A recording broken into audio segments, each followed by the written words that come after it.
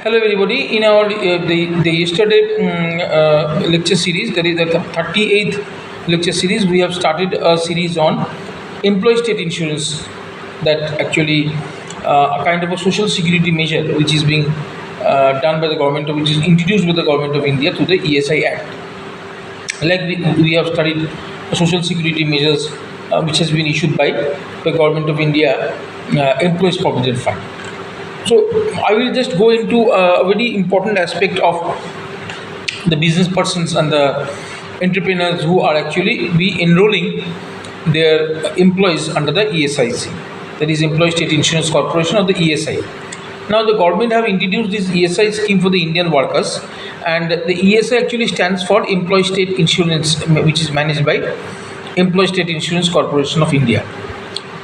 Now this ESIC is an autonomous body which is created by law under Ministry of Labour and Employment, Government of India.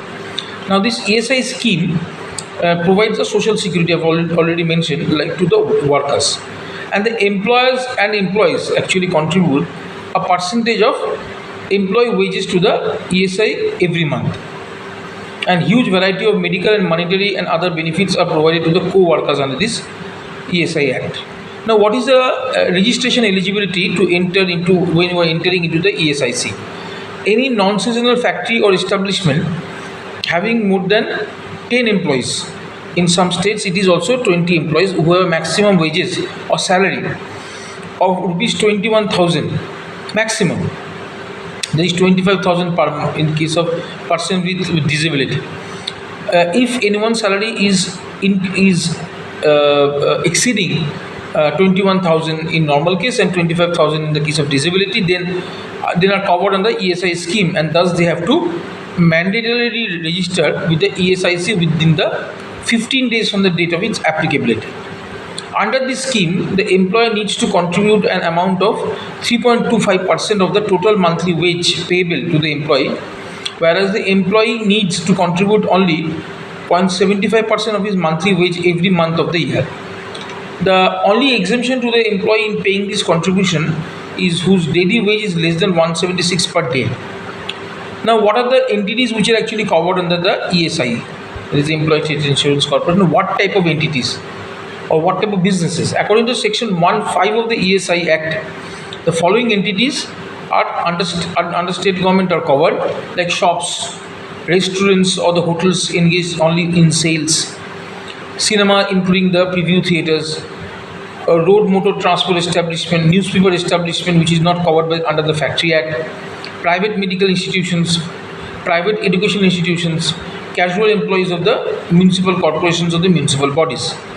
When the above mentioned establishments employ 10 or more persons, the owner of the employer of the establishment must compulsorily register with the ESI. Now, the central government has extended the coverage under the Section 1(5) of the ESI Act to the following entities under the central government: shops, hotels and restaurants, road motor transport establishments, cinema including preview theaters, newspaper establishment engaged in the insurance business, non-banking financial company, port trust, airport authorities, and warehousing. So when the above mentioned establishment employ 20 or more persons, the owner of the employer of the establishment must compulsorily register with the ESI. Earlier there was a manual registration. Now the ESI has moved everything on the online platform, and the following are the steps. First, you have to log in into the ESI portal. Then you have to then you will get a confirmation mail in the mail ID what you have entered. Then you will have an employer registration form number 1, payment of the registration fees, and the registration letter will be sent to your mail.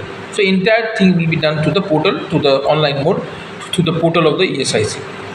Employer needs to get enrolled with the ESI portal.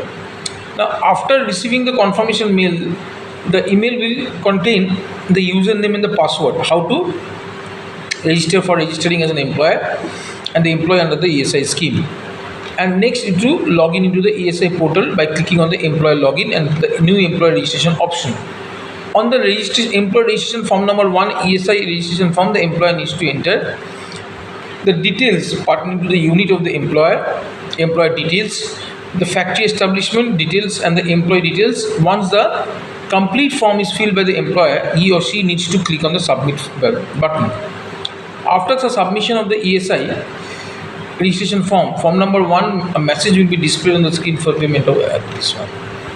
Now the registration letter will also be given to the person. Now what are the documents which are required for ESI registration? For example, for registration certificate obtained either under the Factories Act or the Shop and Establishment Act. There are only 2 acts which is governed. One is Factory Act and the Shop and Establishment Act. So you get a registration certificate obtained under this.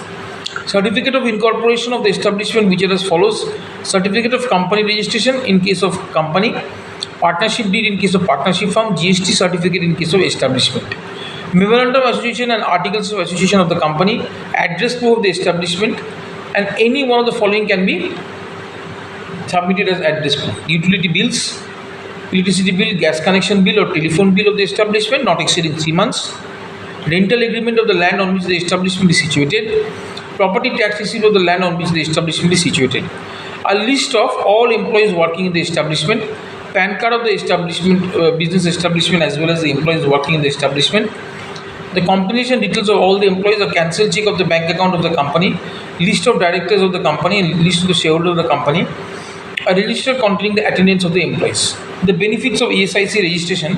The benefits of registration under this scheme are varied, and some of them are sickness benefits. For example, at the rate of 70% of the maximum period for 91 days in any year in case of certified illness, extended sickness benefit up to 2 years of the employees in case of 34 malignant and long-term disease at the rate of 80% of wages, and enhanced sickness benefits equal to the full wages of employee under the sterilization for family planning, up to 7 days of the vaccinommy or 14 days of the tribuctomy.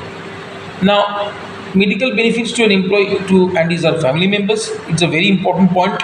For example, for any member or an employee who has been registered under the ESI, her or his family members, dependent, will be able to get the extended benefits of medical benefits to the retired employees and the spouses upon the payment of annual premium rupees 120. Maternity benefit at the rate of full wage to the women who are pregnant, paid leave for which can be extended by 1 month. Now, if the death of the employee happens to due to the employment injury or occupational hazards, the dependent benefit or the rate of 90% wages is given to his dependents in the form of monthly. Temporary disablement benefits, permanent disablement benefits, funeral expenses, for example, 15,000. Compliances with the ESI registration is that you have to maintain an attendance register is compulsory. You have to maintain a complete register of wages for the workmen, inspection book, monthly return and challan within the 15th of the succeeding month, and maintaining a register that records any accident that happened on the premises. What are the returns? Actually, form 6 for the register of wages, register of any accidents which have happened on the premises of the businesses, monthly return and the challans, and register of attendance of the employees. So this is actually the procedures and the compliances where the business person is going to comply with all the procedure from the steps of the incorporation, from the steps of entering into the ESI, and when you are into the process of ESI, the compliances every month, what will the return will be filed, and what are the documents you need to comply as per the ESI rules. So it will be a big benefit for to understand that what are the processes which are involved in this. Now, another very important area I forgot to mention about the ESI Act. I've mentioned, and there are various medical and dental colleges under the ESI. The people should tell me that from the income tax, the government of India, Ministry of Finance collect health and education cess. And for what purpose they are doing? They are doing for this purpose, health purpose. They are maintaining this ESI from our taxes or the surcharge or the cess that we actually pay on the income tax. Now, for maintaining this kind of infrastructure, they need a huge sum of money. So ESI have so many colleges, and also one of the very important thing, they have got medical colleges also, which are actually governed under the ESI rules, ESI Act. But the medical college entrance actually take place the entrance to that particular process. The Employee State Insurance Corporation raised the monthly wages limit from 21,000 to the existing 15,000 with a coverage of with effect from 1st of January 2017, and the rate of contribution was reduced from 6.5% 4% to 4% for the employer share will be 3.25%, and the employee share will be only 4.75% with effect from January 2019. So I would like to state that this EPF, this Employees Provident Fund, and the ESI, that is Employee State Insurance Corporation, is very important in order to understand that this is a social security which has been introduced by the government of India for the benefit of all the employees who are working on an establishment, whether it is been registered under the Factory Act or within the Shops and Establishment Act. So the compliance procedures have been explained. I've tried to explain everything in short. You can go through the website, you can go to their the Government of India portal, and you'll be able to know the entire process is given in a very nutshell and in a very comprehensive way also. So there will be no difficulty for any employee in order to get it registered with the